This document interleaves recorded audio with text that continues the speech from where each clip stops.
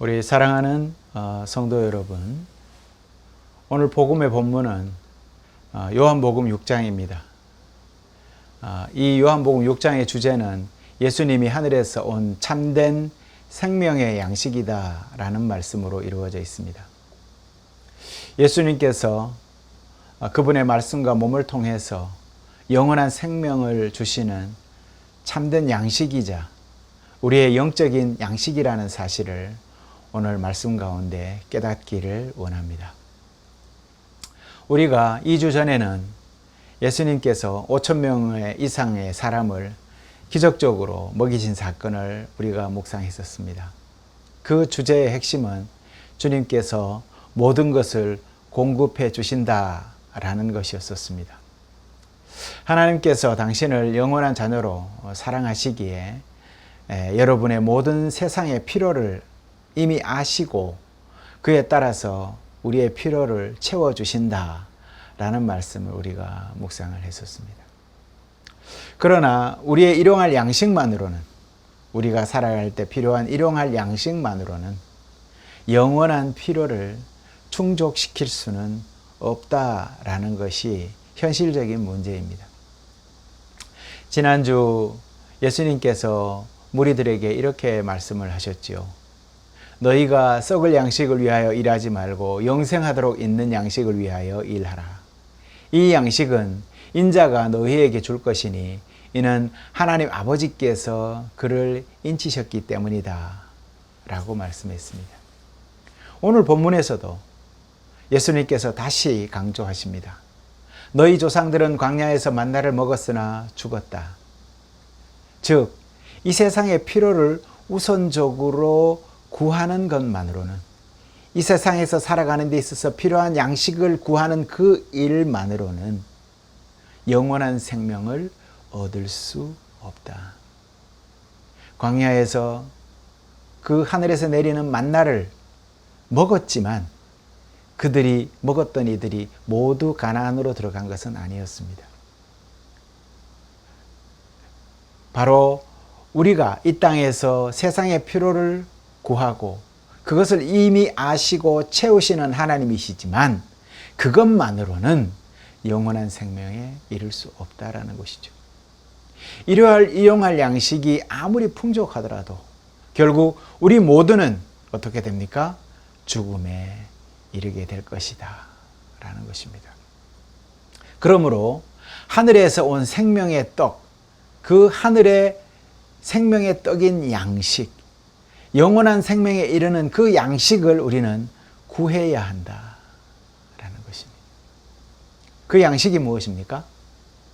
그것은 바로 예수님께서 주시는 말씀입니다. 즉, 그분의 몸인 바로 그 몸 자체가 양식인 것입니다. 오늘 우리는 이 생명의 양식의 그 재료, 그 생명의 양식은 어떤 재료로 이루어져 있을까? 요사이 우리는 레시피에 열광을 하지 않습니까? 그래서 대표적인 레시피들이 백모모 요리가의 레시피가 유명합니다. 대충만 해도 아주 맛떨어집니다. 그러면 오늘 우리는 생명의 양식이 어떤 재료로 이루어져 있는지, 그 레시피는 무엇인지에 대해서 알아봐야 되겠다라는 것입니다. 그래서 그것을 먹었을 때 어떤 또 유익이 있는지, 무엇인가를 우리가 배울 수 있는지 이것을 알아야 되겠다라는 것입니다.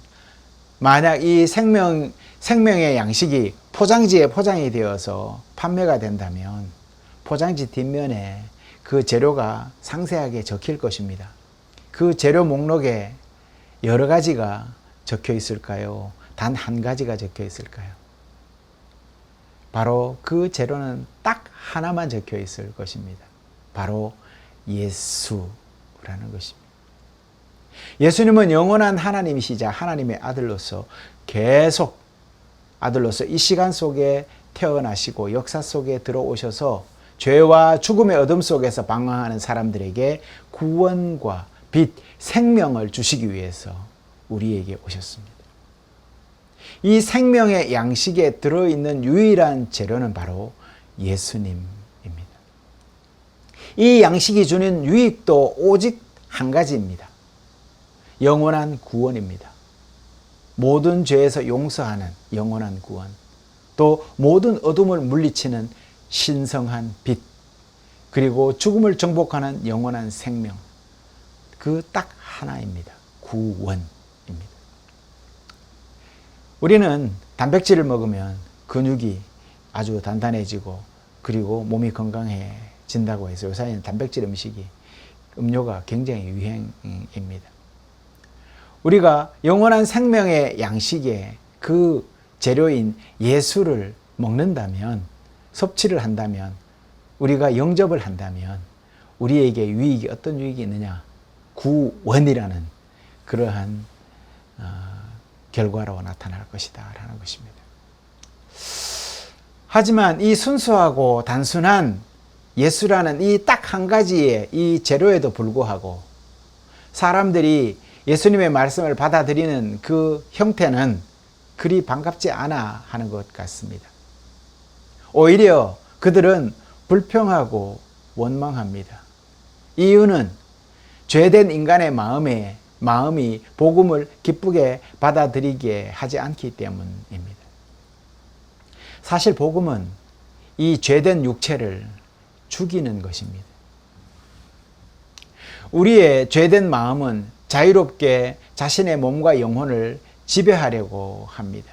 하지만 복음은 하나님의 말씀으로 그 죄된 육체를 묶어두고 또 고백의 열쇠로 잠궈두고 영원한 생수의 바다에 빠뜨려서 완전히 그 죄를 익사시켜 버립니다. 여러분, 우리가 악마 그리고 마귀의 여러 가지 최후의 모습을 신약 성경에서 우리가 발견할 수 있습니다. 돼지 속에 들어간 그 귀신들은 어디로 달려갔습니까? 바다로 달려 들어가서 모두 빠져 죽었습니다. 깊은 바다 속에 빠뜨려 버리는 것이죠. 예수님의 보혈의 생수가 우리에게 있는 죄의 모든 그 악한 것들을 완전히 빠뜨려서 익사시켜 버리는 것이죠. 그렇게 복음은 우리의 마음에 구원을 받아들일 믿음과 새로운 삶과 성도의 삶을 우리에게 다시 만들어줍니다.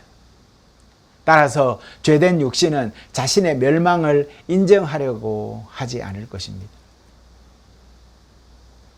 이렇게 우리의 죄된 마음은 예수님을 향한 점에서, 예수님을 다양한 점에서 또 의심하고 불평하면서 인간적인 욕망에 맞지 않는다고 불만을 터뜨리게 합니다.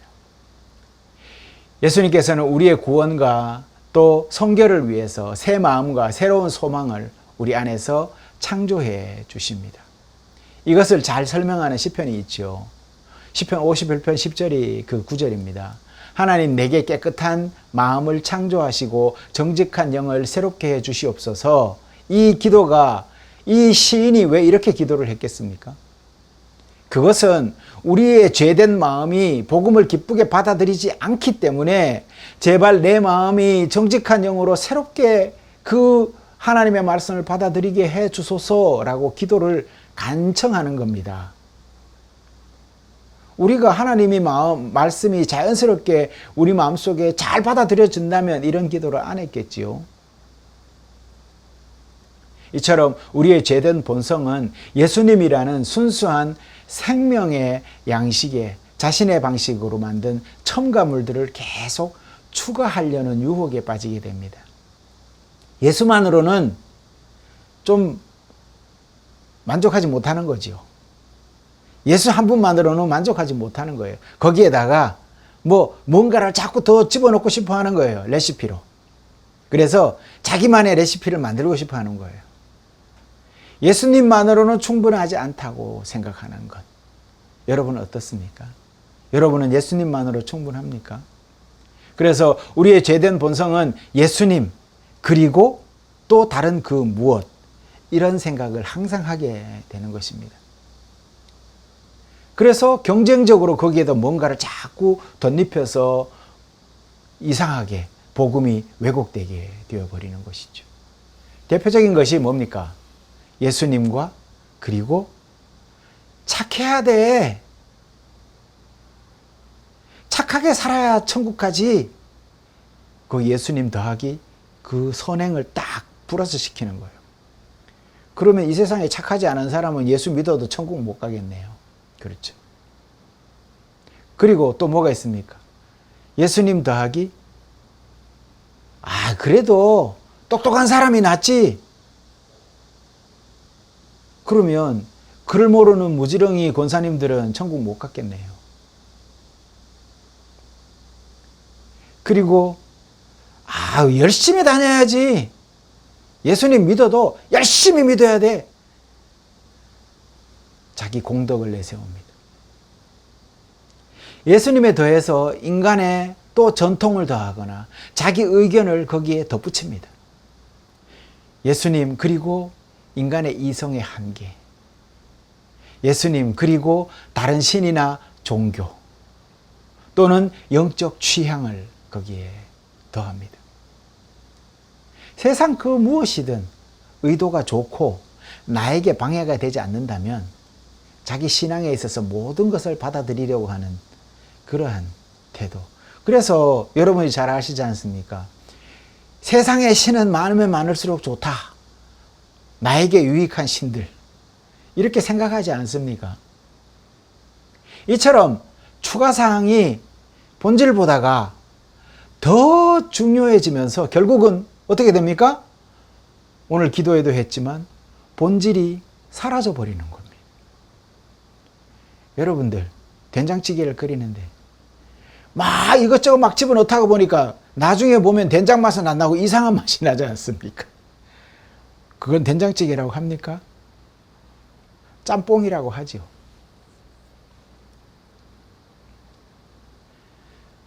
안고 없는 찐빵. 열심히 찐빵을 만들었는데 본질인 안고를 빼먹어버린 거죠. 그러나 이것은 사과를 달라고 했는데 마치 사과 맛 젤리를 먹는 것과 같아요. 그건 사과가 아니죠. 사과 맛 젤리인 것이죠. 우리 요사이 그런 게 많지 않습니까? 음료 중에 제로 콜라.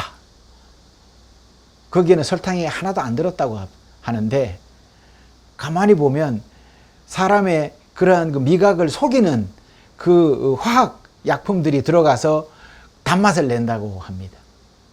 마치 그것과 같은 것이죠. 진정한 설탕을 먹은 건 아니죠. 그렇습니다. 진정한 영적 양식이 필요하지만 우리는 단지 설탕이 가득한 모조품을 사과맛 젤리를 받아 먹는 것과 같다라는 것입니다. 본질인 예수를 받아들여야 합니다. 본질인 예수를 우리가 섭취를 해야 하는 것입니다. 예수님, 거기에 더해서 또 무엇? 이러한 첨가물로 인해서 우리는 계속 예수를 믿지만 계속 허기질 뿐인 것입니다. 이 예수 그리고와 같은 이러한 첨가물, 이것들은 예수님이 주실 수 있는 영원한 생명을 주지 못합니다. 왜? 원래 본질이 아니기 때문에 그것이 본질을 대신할 수 없는 것이지요. 그러니 못 주는 것이죠. 그래서 주님께서는 말씀을 통해서 부정과 거짓, 예수님 외의 대안들을 강력하게 오늘 경고하고 있는 것입니다. 이는 하나님 말씀의 순수한 그 양식에 해로운 것을 더 더해서 변질시키는 첨가물들을 참을 수 없어 하신다라는 것입니다. 작은 양의 독국물이라도 옛날에 임금들이 밥을 먹을 때 그 상궁이 옆에서 그 이렇게 맛을 보는 상궁을 뭐라 그러죠? 기미상궁이라고 하죠. 그래서 사전에 임금이 먹기 전에 미리 먹어보는 겁니다. 그런데 거기 독이 들어있어요. 그러면 이 사람이 먼저 죽는 거예요. 그럼 임금은 안 죽는 것이죠.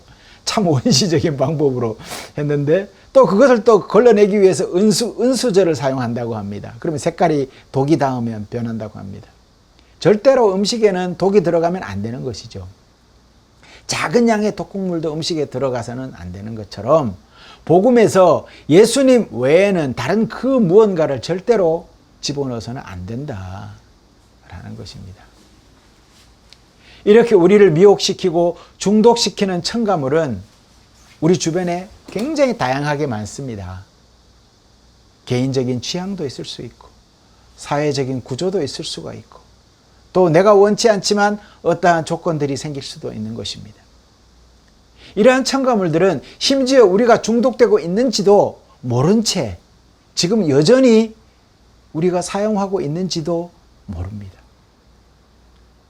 우리가 성경에 근거하지 않고 단순하게 우리가 좋다고 해서 서로 합의해서 정말 그 가르침을 판단해 버린다면 결국은 어떻게 됩니까?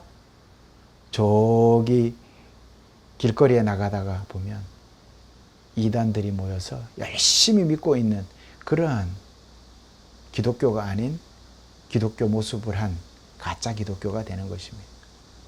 우리는 그 가르침이 잘못된 것인지 우리가 참된 예수님을 알지 못한다면 그것을 분별할 수가 없게 되는 것입니다. 우리는 하나님의 말씀을 읽지 않거나 교회에 가지 않는다면 아무런 판단의 근거를 얻을 수가 없습니다. 우리는 하나님의 말씀에서 무언가를 더하거나 빼버리더라도 우리의 영이 그것을 감별하지 못한다라는 것입니다. 왜? 우리 안에 이미 여러 가지로 섞여 있다면 분별이 어렵다라는 것입니다. 하지만 그것이 바로 독극물이라는 것이죠.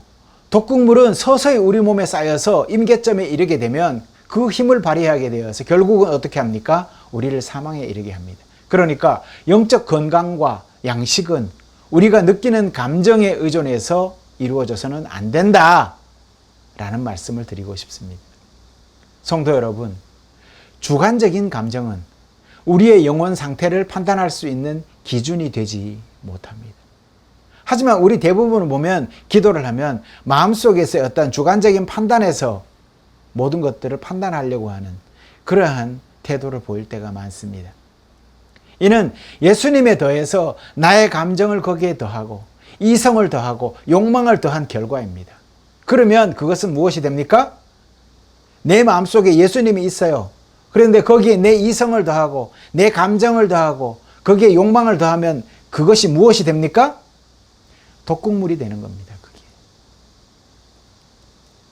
성도 여러분, 여러분의 영적 건강과 양식은 오직 예수님과 그분의 말씀에 의존할 때만 가능합니다.